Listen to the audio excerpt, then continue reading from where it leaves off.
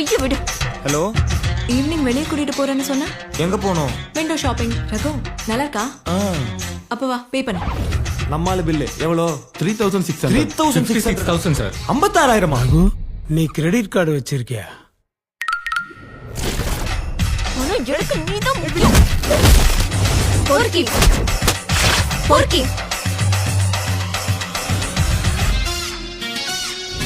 சீ, பொறுக்கி. அப்படி உங்க லவ்ல என்னதான்டா பிரச்சனை? லவ்ல பிரச்சனை இல்லை சார், லவ்வே பிரச்சனை தான்.